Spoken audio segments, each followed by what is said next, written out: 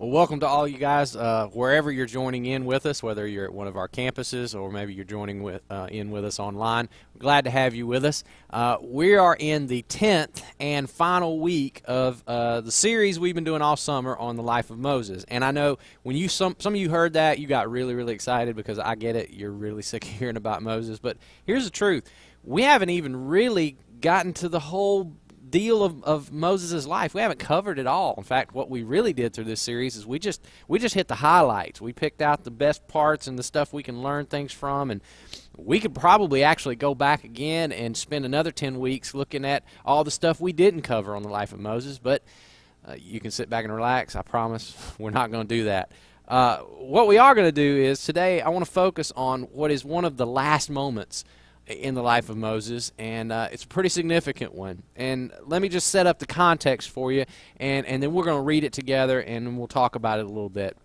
You know, Moses at this point in his life, he's an old man. He realizes that his life is coming to a close. He knows that pretty soon he'll be gone, and he spent this whole life pursuing God, leading God's people, doing what God called him to do, and he realizes that in just a little while, he'll be with God, and his journey will sort of be over. And he's coming to a point where he's realizing this is it, and he's not going to actually enter into the land that he's been leading all of his people to get to, the promised land. And if you haven't followed the story with us, just to go back, you remember when Moses freed the Israelites from slavery, and he broke them out of Egypt. His goal was he wanted to lead them to what they called the promised land, the land that God had promised his people that they would settle in and they would enjoy for generations. But they had sort of a roundabout journey, a little bit of a tough time getting there, but once they finally did, Moses' faith actually faltered a bit. The faith of his people actually faltered. They came to a point where they were getting ready to enter into the promised land and take it by force, and they didn't believe it could happen. They lost their faith in God, and there were only two guys that held on to their faith and said, you know, we can do this, and they trusted God. It was two guys named Joshua and Caleb. And so as a way of punishing them and teaching them that they had in their losing of their faith, God said, well, here's the deal. You guys won't get to go and enjoy it. In fact, what happened after that was they wandered around for another 40 years until an entire generation of people had finally died off, and a new generation came forward, and only two people out of that old generation were going to be allowed to enter into the promised land, and that was Joshua and Caleb, the two faithful guys. And now Moses realizes that this is it. This is his last chance to lead these folks, to speak to this nation that he's been loving all these years, that he's really put up with all these years. And he knows that after he's gone, they're going to reach the destination. They're going to finally get to the place where God has been leading them all of these years. And let's be honest, this group of folks has been tough to lead. They've been scared. They've threatened to head back to Egypt and sell themselves back into slavery.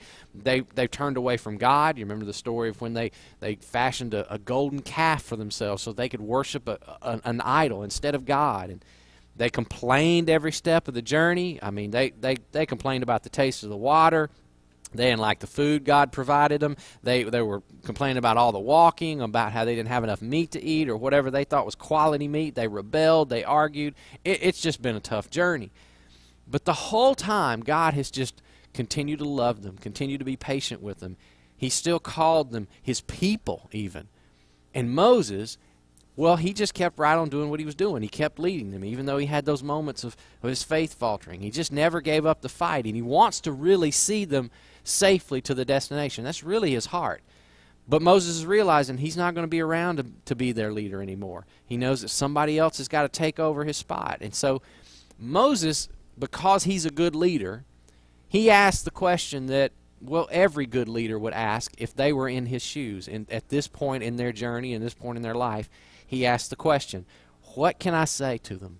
What can I leave them with that will serve them? What will lead my people? If I can just give them some parting words, what words can I say that'll lead them into this next phase of their journey, and it'll stick with them long after I'm gone? Well, that's what Moses is trying to figure out, and that's when he decides to say these final words to his people.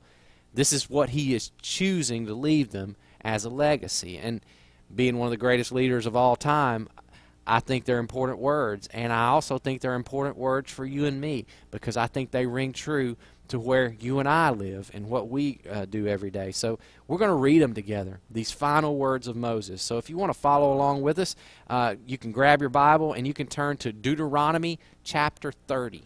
Deuteronomy chapter 30. Deuteronomy is the 5th book in the Bible, so it's near the front. So if you have a Bible, turn there. Or if you have the CCC app on your smartphone, just go to the Bible tab and just click Bible, and it'll open up right there for you. We're going to start in chapter 30 of Deuteronomy, and we're going to start reading in verse 11. This is Moses, and he's standing before the whole nation, and these are his words. These are his final words to them. This command I'm giving you today, it's not too difficult for you to understand, and it's not beyond your reach. It's not kept in heaven, so distant that you must ask, who will go to heaven and bring it down so we can hear and obey it? It's not kept beyond the sea, so far away that you must ask, who will cross the sea and bring it to us so we can hear and obey? No, this message is very close at hand. It's on your lips. It's in your heart, so that you can obey this. Now, listen. So in other words, Moses is saying to them, look, what I'm about to tell you, these last final words, this last command I want to give you as a nation, he said, it's not difficult. Don't be intimidated by it. This is something that no matter who you are, no matter where you're at, you're going to understand it. It's going to be easy for you to get. It's not like a hard to comprehend thing. Everybody, young and old, you're going to get this. You're going to be able to understand it, and you are going to be able to do this. So I need you to listen. He's getting their attention. He's trying to get them focused. And then he lays it out for them in the form of a simple choice. Look at what he says. He says, today I am giving you a choice between life and death, prosperity and disaster. For I command you this day, love the Lord your God. Keep his commands, his decrees, his regulations, by walking in his ways. And if you do this, you'll live, you'll multiply, and the Lord your God will bless you, and the land you're about to enter and occupy. But if your heart turns away, if you refuse to listen, if you're drawn away and you serve and worship other gods, then I warn you now, you will certainly be destroyed. You will not live a long, good life in the land you're crossing the Jordan to occupy. Today, I'm giving you this choice between life and death, blessing and curses. And I call on heaven and earth to witness the choice that you make. And notice, he just for a second, he throws out his wish. Listen to the language. He says, oh, that you would choose life. He said, oh, I wish so much that you would choose life so that you and your descendants might live. You can make this choice. How? By loving the Lord your God, obeying him, committing yourself firmly to him. This is the key to your life. And if you love and obey the Lord, you'll live long in the land the Lord swore to give your ancestors, Abraham, Isaac, and Jacob. Now, those are Moses' final words to these people that he loves, his nation, people he's been with this whole time, the people he's led. But I think the words Moses said that day, I think what he's basically doing is he's putting into words a simple principle about life. He did it in a language that I think anybody can understand, but he's simply restating a truth that I think is just as old as time itself. It was relevant to them 5,000 years ago, but I think it is just as relevant to you and me today. This principle, you can just take it to the bank. It's just true. Moses says, look, you just need to know there are only really two ways that you can do your life. He says, these choices, there's two choices in life, and it's not a casual thing. But there are two roads, he said. And then he lays out these two roads for his people. He says, there's a road, and it's called life. And he said the road to life, it's really simple. It's characterized by one thing, obedience to God. And he says, obedience looks like this. And notice the language he uses. He says, you can make the choice for life. And he says the first way you do it is by loving God.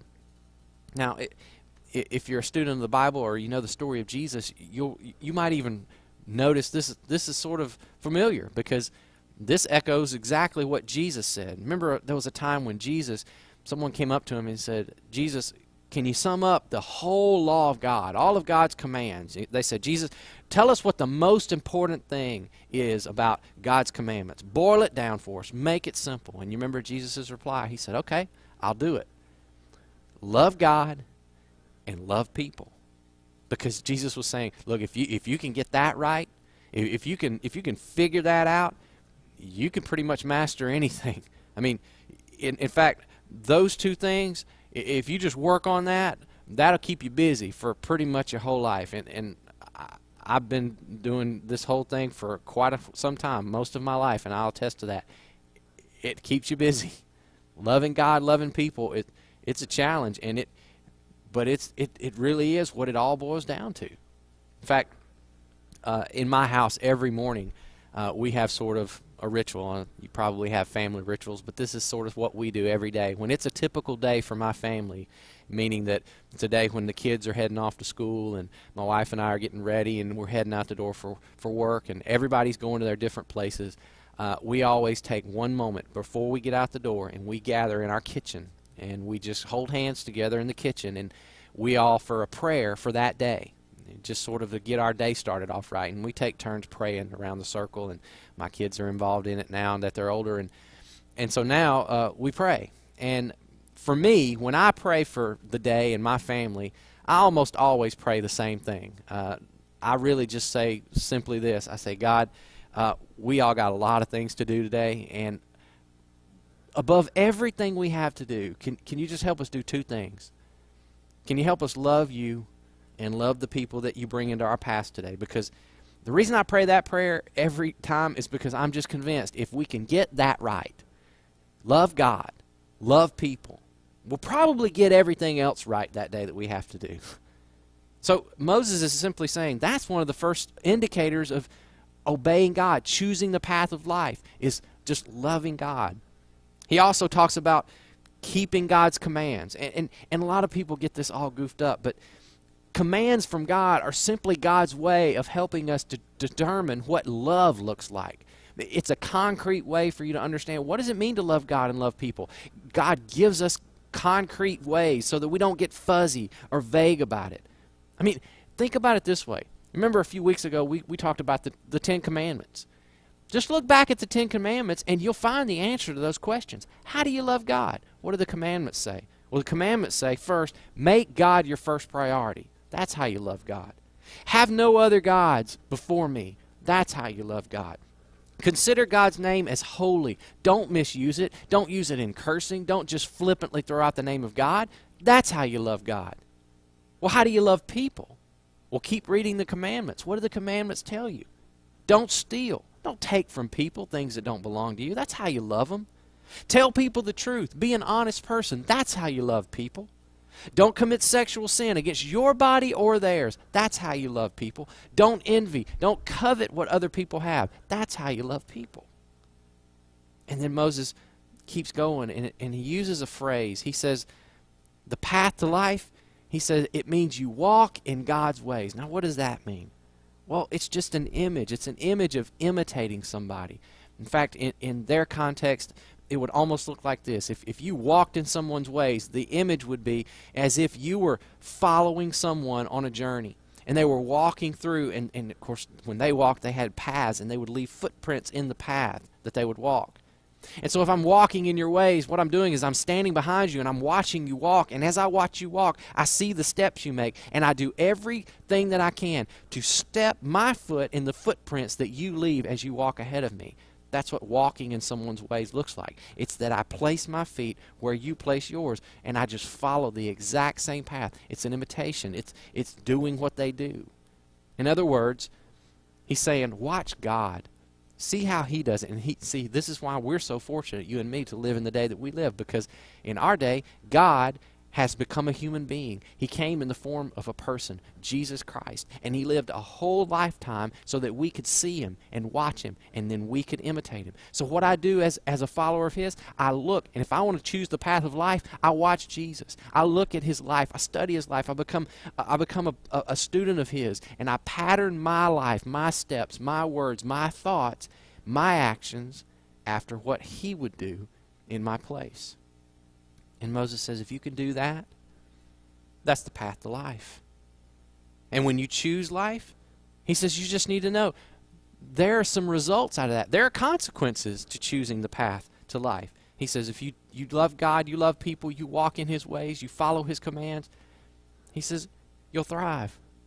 You'll multiply. You'll have God's blessing on your life. Now, that's not a mechanical thing. It's not a one-for-one kind of deal. It's not something that you've like earned. It's not like, if I do 3 commands for God today, I'll get 3 blessings back from him. That's not how it works.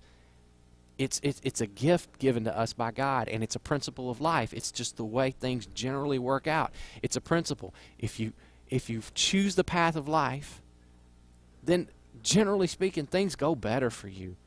Things are much more joyful. Things are much more peaceful in your life. So he sets that in front of his people. He says, there's a path to life, and I'm begging you to take it. But Moses also paints another picture. He says, but there's also another road, and people take this road all the time. And he gave that road a name, and he said, that's called the path or the road called death. He said, if you turn your heart away from God, Now let's talk about that. What does that mean? Well, it simply means this. It means you have a loss of devotion. Your heart is no longer warm and tender towards God. And then Moses says, if you refuse to listen, remember those words? He said, if you refuse to listen. In other words, if your life gets filled with noise, if your attention is no longer turned toward what God is trying to say to you, if you don't seek God's advice and you look to everybody else for your advice, he says, that's the road to death, destruction. He says, if you're drawn away to worship other gods, and see, a lot of times we read that, and a lot of us think, no way, that's not me. I don't have to worry about that one because I don't worship another god. See, it's something that we do. We don't intend to do it, but the truth is, we worship other gods all the time. I mean, you and I, we worship the god of success, or the god of comfort, or security, or wealth, or ourselves. And it's not a conscious thing. It's not something you go out trying to do every day, but we do it just sort of out of habit, or we don't even recognize it because it's like this slow drift, and it happens to everybody, me included. But he says, when you choose that kind of life, Moses says, you just need to know before you go into it, there's a consequence to that life too. He said it's a road that leads to disaster. It's a road that leads to a loss of community and relationship. He said it's a loss of God's blessing in your life. It's really a loss of the kind of life that God desperately wants you to have. And it's as simple as this. Every life comes to an intersection. Yeah, you ever been driving somewhere and you get to the end of a road and you're not really sure where you're going, and the road just sort of dead ends, and it's the end of that road, and it's just a T, and there's a road to the right, there's a road to the left, and you had no idea this road was going to end, but here it is, and you got to make a choice, and you really don't know which one is right. You don't know which one to go with, and so you can't decide.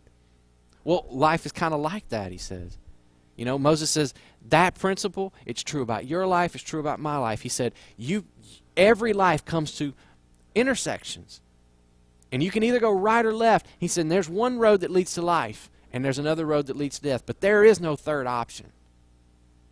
And that leads us to another life principle. And I think Moses was hinting at this one. And I want to bring it out to you because I think this is the one that makes this subject get real for all of us. Because I think you can all relate to this. I can. This is going to ring true to you no matter what you believe about God or what you believe about the Bible. And here it is. It's just a principle of life. Sometimes, in fact, I believe, most of the time, when you're standing at a crossroads, an intersection, a choice that you have to make, the road to death, a lot of the time looks an awful lot like the road to life. Doesn't it? Sometimes it gets really hard to distinguish which choice is the right one, which is the life choice and which is the destruction choice, which is the good choice and which is the hurtful choice. Because a lot of times you look down the road and it looks like the right thing to do. And once you get down that road, you realize, oh, I think I've chosen the road to death. I think I've chosen the destructive road. In fact, I want to read you an example of this. In fact, I couldn't do this any better than just read you a story that's written by an author that I love. His name's John Ortberg. Let me just read you his story, and this will illustrate what I'm talking about. He says, last summer we were staying with some friends of ours in a little cabin at a lake. A boat was there, and we decided to go out on the boat. I wanted to go skiing. I had skied once or twice before in my life, but I decided I wanted to go on one ski. I thought to myself, that would be living. So we went out, and Nancy, my wife, was driving the boat.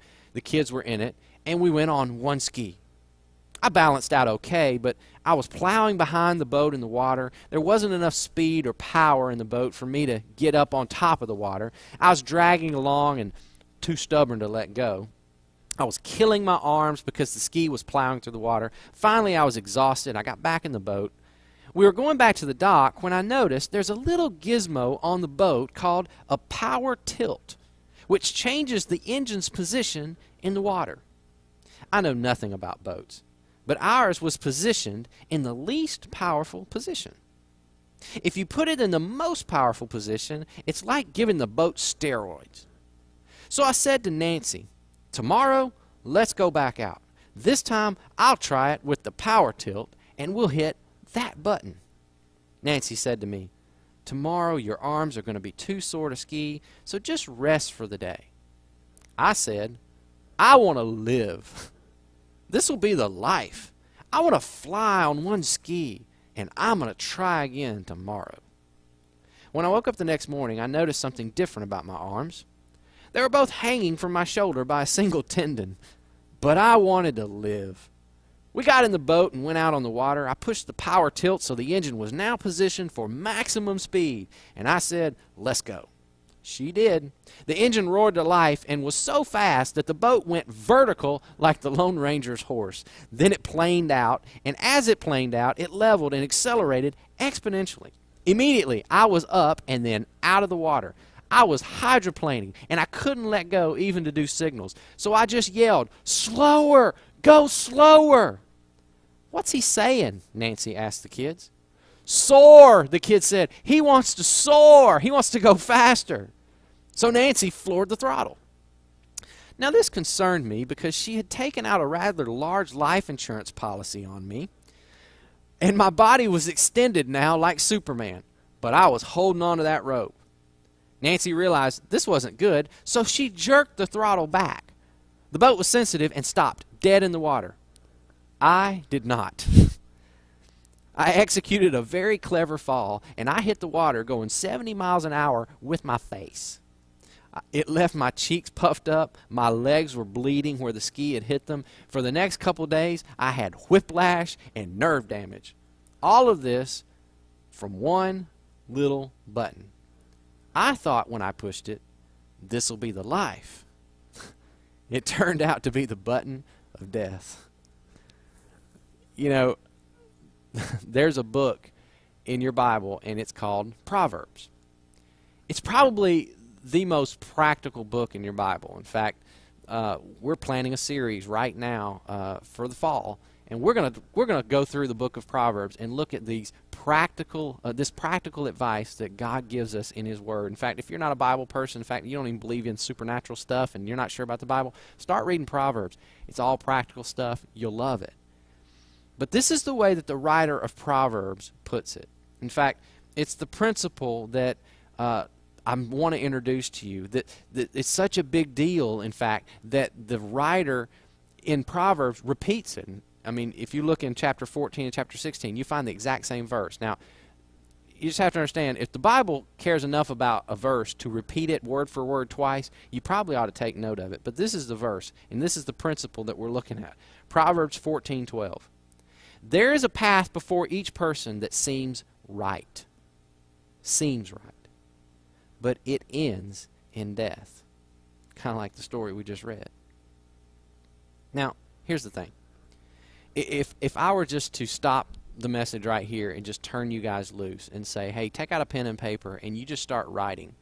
And write down all of the moments in your life where you made a choice, you made a decision to do something, and you thought at the moment, this is the life. This is what I ought to do. This is the best, the easiest, the most duh kind of choice that I can make. It's the thing I got to do. And after you made it, you got down that road and you realized, uh-oh, I think I made a bad decision. This might not be the road to life that I thought it was. And I just asked you, write down all of those times in your life. How do you think that would go? Well, my guess is that we would probably be here for the rest of our time together plus some. You might not even be able to finish that list because every one of us knows what that's like, don't we? I mean, for most of us, that's the story of our lives, isn't it? That's the stories we tell to the people we're around. I mean, the things that we think are going to bring us life, the thing that we think is the obvious choice, and we make it. And then sometimes we find out later on they bring us death or destruction or heartache or pain. It's just the way things work. I once heard a story. It was actually another pastor. He tells this story, and he was going to visit a friend of his who was sick in a VA hospital, and he went in to see him, and he said he was visiting him over a period of time. And so as he would go and visit this friend of his, he got to know his roommate. And his roommate, as he told the story, was suffering from all kinds of breathing problems. He had lung cancer, emphysema, just a whole laundry list of breathing issues that he was going through. In fact, he wasn't that old of a guy, but he was headed toward death. I mean, this was pretty serious for him. And of course, you know, the reason that he was suffering from all of this was he'd been smoking from a time that he was very, very young. And see, at the time, smoking in his generation was glamorous. It was the sophisticated thing to do. I mean, movie stars smoked in his day, you know, athletes smoked, and the kids of his generation just saw that and they thought to themselves, that's the life. But now here he is. He's had multiple surgeries. He's lying in a bed in a VA hospital. In fact, one of the operations that he had was to cut a hole in his throat just so that he could continue to breathe. He was actually now breathing through a hole in his throat. He could barely talk. He could only croak out a few barely understandable words. And the pastor that I heard tell this story says, I watched him there in that hospital over and over again as he would light a cigarette, hold it up to the hole in his throat, and smoke it. And every time he lit one of those cigarettes, he knew what he was doing. He was choosing death. But he couldn't stop. And it's not that he was consciously choosing to die. Nobody does that. He doesn't want to choose death. You don't want to choose death. You don't want to choose something that's going to hurt you. But the truth is, he had just gone so far down a particular road that he originally thought was a life road, and he just couldn't stop anymore. He couldn't turn around. He couldn't fix it. My point is this: every day, in fact, multiple times a day, you and I, we come to that intersection in our life. Call it a fork in the road, whatever. And they're not often dramatic kind of moments, are they? I mean, most of the time they're just normal, everyday kind of things. They're not obvious forks in the road or obvious choices, but the truth is they're real choices. And they involve a choice every single time. And yes, a lot of times you and I, we make choices in our day-to-day lives, and they're just neutral choices. They don't mean one thing or another, honestly. But there are some times when those choices, they do mean something. They really are choices between a road toward life or a road toward death. And see, the problem is we don't see them that way in the moment. We don't even think of it in those terms. I'll give you a few examples, okay? You often come to a fork in the road when it comes to your integrity. You know, it's a moment where you're faced with a question or something where you have to choose, do I tell the truth to this person right now? Do I face what I know are going to be some immediate consequences if I tell them the truth, things that I don't really want to have to deal with? Or do I just go ahead and lie right now? Do I push the consequences back a little bit further? Do I just hide in safety, being dishonest, just for a little while longer? And you make the choice to lie.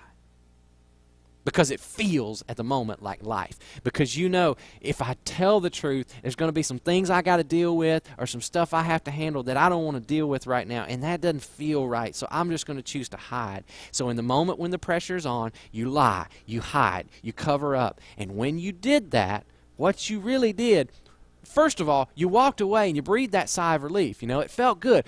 Whew, I got out of that one. It felt like life. But the truth is, it was the path of death. Because, see, you know as well as I do, if you've lived long enough, sooner or later, secrets come out. And when they come out, the consequences you face then are worse than what you would have faced in the beginning had you told the truth. And not only that, you walk away, you breathe that sigh of relief, but later on, you live with that weight on you. That weight of your conscience, that weight of knowing that it's still hanging over your head. The path of death. What I'm saying is that some of you joining us today, you got a phone call to make. You got a conversation that needs to be had. You need to tell the truth to somebody in your life. You've been hiding from them. You've been hiding the truth, and you need to go to them. You need to call them up today, and you need to say, look, I need to tell you something. I've been dishonest with you. I haven't been forthcoming. I need to change that. I need to be a person of truth, because the road you are on right now, whether you realize it or not, is a road that leads eventually to destruction. I know it felt like life when you started it out, but it will not lead you to where you think it'll lead you. It might be the hardest conversation you've ever had. I get that. It might be the toughest phone call you've ever made, but I'm telling you, even though it feels like dying when you're doing it, it's the road to life. You know, there's also forks in the road when it comes to your financial world, your money. And we take those roads every day. And the truth is, when it comes to that part of our lives, the road that feels right, the road that seems like life, you know what it usually involves? It usually involves spending recklessly, indulging your wants, wasting it, or hoarding it. And it just feels right because I get this feeling of gratification when I do that. I get a sense of security and feeling like I'm okay. I get a feeling of I'm controlling my stuff. I'm controlling my life. In the end, I'm trying to tell you, that's the road to death. That's the road to destruction. That path will always lead you to depend on money or people rather than depending on God. So what does God say in that situation? He says, if you want to be my followers, he said, hold on to your possessions loosely and consider that everything you have is God's. They're a gift. God gave it to me. He wants me to manage it for a time while I'm on this planet so that I can bless the world around me. It's called generosity. It's called contentment. And that is the path to life. The other leads to death. How about relationships? You know, think about this. How many times have you taken the path in a relationship and it felt like life? I mean, you felt like this is the one. This is the relationship. This is the one that's going to end all relationships. This is the thing. This is life. And it led you somewhere else. You rush into a relationship and you thought, this is it. This is the life. And it's not. See, there are some of you here today. You need to confront somebody because you're holding back telling them something you know you ought to tell them. You're holding back speaking the truth in love because you think, if I say this, it'll kill the relationship. And you just need to understand the whole time your relationship's dying anyway because of the damage you're doing by not saying what you ought to say and not dealing with the issues you ought to deal with. You think, I'm keeping this relationship alive by just going along. And the truth is, you're killing it. You're just killing it slowly over time. I'll give you another example. How many times a day do you get faced with the choice of whether to gossip or not? This is so common, but you know that moment and you're having that conversation with somebody and a person gets brought up and you know something and you could say it. And then there's always that little moment in your head, that voice in your head that says, don't say that. And before you know it, you've said it. Why do we do that? I don't know, it just feels like life when it comes out of our mouths sometimes. It just feels like, oh, this feels great, you know? Even though I know I shouldn't say it. But you know what we're doing? We say those things we know we ought not to say.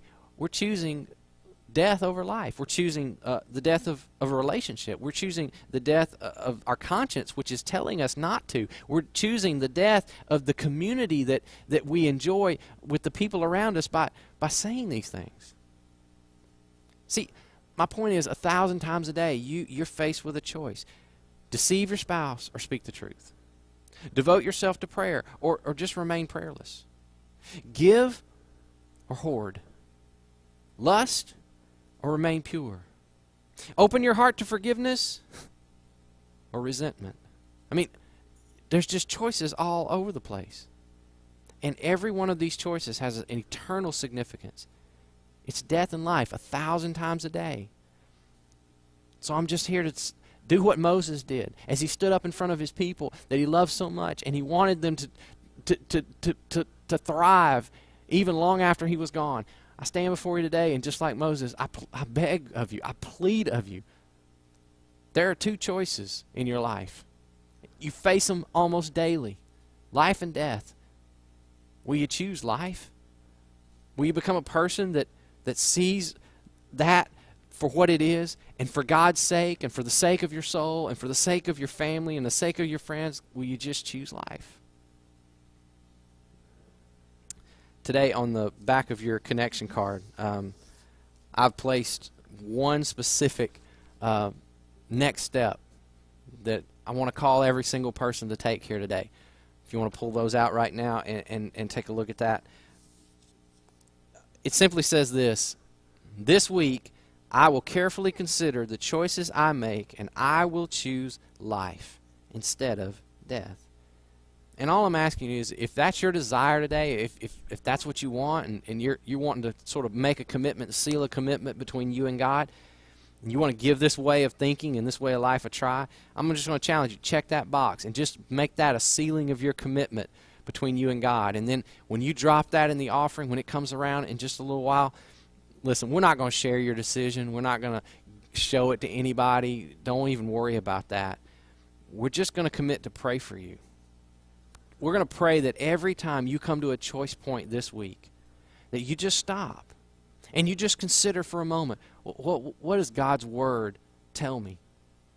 Well, it says there's a choice, and sometimes the choice feels like life, but it ends in destruction. And we're just going to pray that in that moment you'll see clearly. You'll think a little bit farther down the road than the immediate feelings that you might have in that moment, and you just simply choose life. If you're here for the first time and this kind of weirds you out, look, please don't feel uncomfortable giving us these cards. We really just want to connect with you. Don't feel like you have to put anything else in that offering today. We're really wanting to do this so that we can serve you, and we hope that you'll let us know that you're here. But let me ask you this.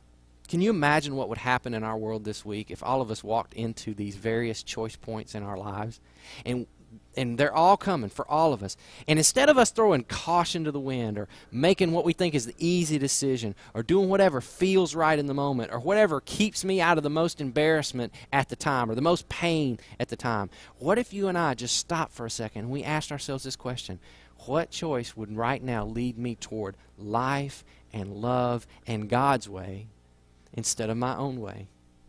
And what if we all made that choice, as tough as it might be and as hard as it might be? Imagine what would happen in your job, your marriage, your family. What would happen to your heart? So maybe you're here today and you're just checking out God, or you're checking out faith, and maybe you're just coming back to church trying to reconnect with a faith that you haven't had in a long, long time. And maybe you've been coming for a few weeks and you've been hearing us talk about this whole idea of God's love, and you've never heard it described quite this way. And for the first time in a long time, maybe for the first time ever, you're considering, I want to do this right. I want to make it official. I want to choose life. I want to be a follower of Jesus, like I've been hearing about. You're saying, I want forgiveness. I want His leadership, and I want it to be real in my life. Well, guys, I just want to invite you. There's a box right at the top on the right-hand side. It says, I'm beginning a relationship with Jesus. Would you check that? Let us know. And we'll contact you this week, and we'll help you take that step. We'll walk you through that. We'll baptize you as a brand new follower of Jesus. You go ahead and take your next steps. Do whatever God calls you to do. and we'll support you and we'll pray for you. Well, right now at all of our campuses, we're going to do what we do here every Sunday. We're going to observe communion, the Lord's Supper, as some call it. And this is just a part of our service where we just honor and remember Jesus for the choice that he made when he chose to suffer and to die on a cross so that our sins could be forgiven. You know, a lot of us don't think of it this way, but Jesus did have a choice. He was at a crossroads. Jesus could have chosen to avoid the cross altogether if he wanted to, because choosing the cross was physical death for him, and he knew that. Can you even imagine? I mean, I can't hardly imagine the difficulty of a choice like that. But Jesus made it. And the reason Jesus made that choice is because he knew the outcome. I mean, he looked at the choice and he said, this looks like death. I know that. But it's the path to life. Because he knew that in just a few days he would resurrect from the dead. And because Jesus chose to die, now you and I, we have life eternal.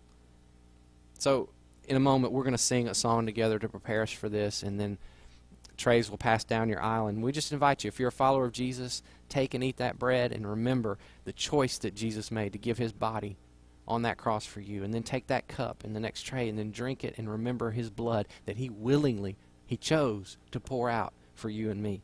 And again, if you're new to this and this doesn't make a whole lot of sense to you, we get that, and we just want to say you don't have to feel obligated to participate. You can just let the trays pass by and use these next few moments to just open yourself up and just reflect on what God might be saying to you today and what he might be calling you to do as your next step. Would you bow your heads right now and let's pray.